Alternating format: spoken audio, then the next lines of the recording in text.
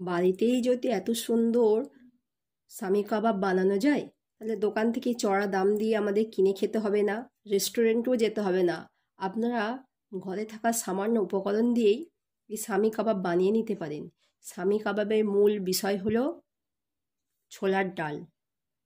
এই ছোলার ডাল ছাড়া সামি কাবাব ভালো হবে না। আজকের রেসিপি সামি কাবাব। আপনারা পুরো ভিডিওটা স্কিপ না করে দেখতে থাকুন। আপনারা দেখছেন Sadia's kitchen with village food. আজকের উপকরণ সামি কাবাব। মাংস নিয়েছি 250 গ্রাম, 50 গ্রাম ছোলার ডাল নিয়েছি, সেদ্ধ করে নেব। মাংসটাকে কুকারের মধ্যে দিয়ে দিলাম।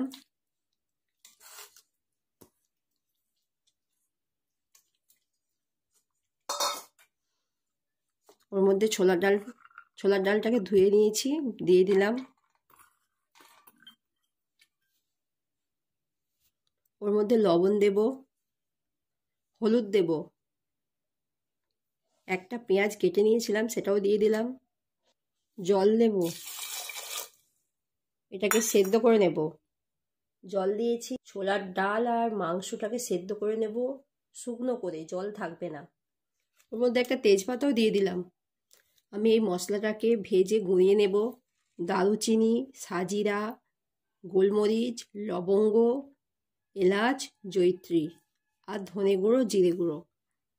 আমার মাংসটা আর ডালটা সেদ্ধ হয়ে গেছে। এবার এটা আমি একটা মিক্সির কৌটো নিয়েছি, ওর মধ্যে পেস্ট করে নেব। আপনারা চাইলে শিলেও পেস্ট করে নিতে পারেন। আমার একটু জল নেই, জলটা সব শুকিয়ে নিয়েছি। আমি এটাকে মিক্সির কৌটোর মধ্যে দিয়ে দেব। আমার মাংসটা পেস্ট করা হয়ে গেছে।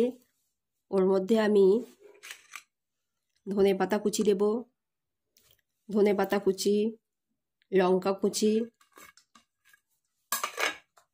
পেঁয়াজ কুচি, ভেজে রাখা মশলাটাও দিয়ে দিলাম। ধনে গুঁড়ো দিলাম, জিরে গুঁড়ো দিলাম, অল্প করে লঙ্কার গুঁড়ো দিলাম, রসুন বাটা দিলাম, আদা বাটা দিলাম, 2 চামচ তেল দেব। এবার এটা ভালো করে মাখিয়ে নেব।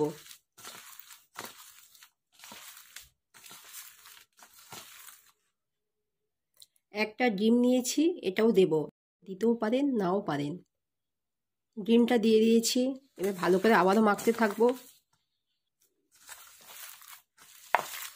দেখুন আমার মাখাটা কত স্মুথ হয়েছে। আপনাদের যদি ভিডিওটা ভালো লাগে, লাইক, কমেন্ট, শেয়ার, সাবস্ক্রাইব করবেন। পাশে থাকা বেল বাটনটিতে একটি ক্লিক করে দেবেন, যাতে পরবর্তী ভিডিও দিলে নোটিফিকেশানটা আপনাদের কাছে আগে পৌঁছে যায়। আপনারা প্রত্যেককে ভিডিওটা শেয়ার করে দেবেন। এই সামি কাবাব খুব ভালো হয়, একটা টেস্টফুল খাবার। আমরা দোকান থেকে তো অনেক চড়া দাম দিয়ে কিনি, বাড়িতে এইভাবে বানিয়ে নেব। আমার মাখা হয়ে গেছে। এবার এটাকে ছোট ছোট করে লেচি কেটে নেব। প্রথমে আমি একটু হাতে তেল ঘষে নিয়েছি। এবার এগুলোকে নিয়ে গোল গোল করব, চ্যাপ্টা করব।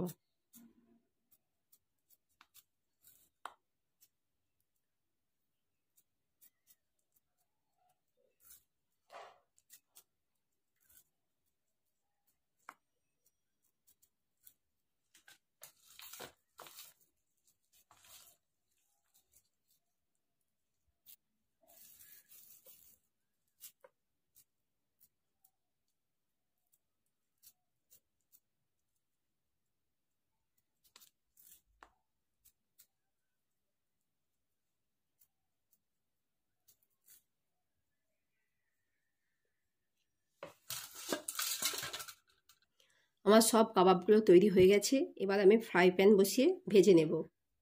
আমি একটা প্যান বসিয়ে দিয়েছি, ওর মধ্যে সাদা তেল দেব।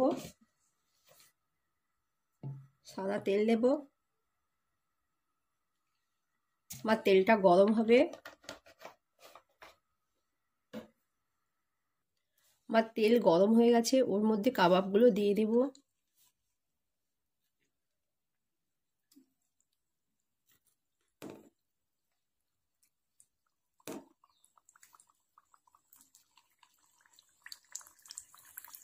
আপনার মিডিয়াম টু লো ফ্লেমে ভাজবেন, বেশি জোরে দেবেন না। আমি কাবাবগুলোকে উল্টে দেব।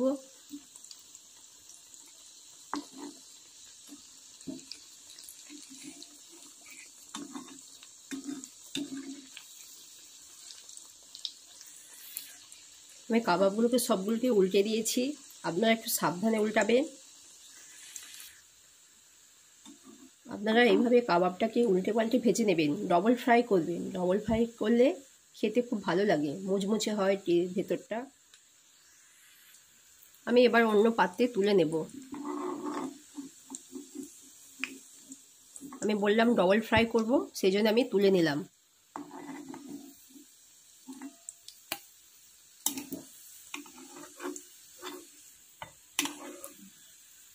আমার কাবাবগুলো কত সুন্দর ফুলেছে দেখুন।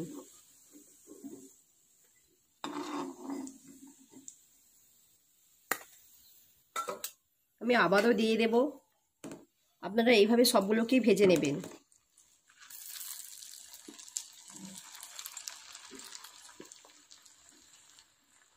আমি আবারও দিয়ে দিয়েছি। আমি আবারও এগুলোকে উল্টে দেব।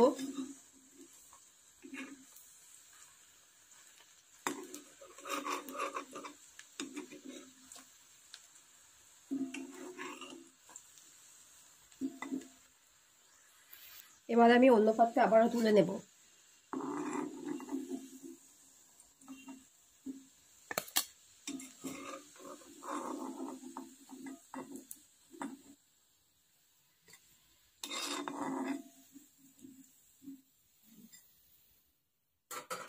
এভাবে আপনারা সবগুলোকে ভেজে নেবেন। বললাম তো আমি ডবল ফ্রাই করব, দেখুন আমি ডবল ফ্রাই করতে দিয়েছি। আপনারা এইভাবে সবগুলোকে ডবল ফ্রাই করে নেবেন।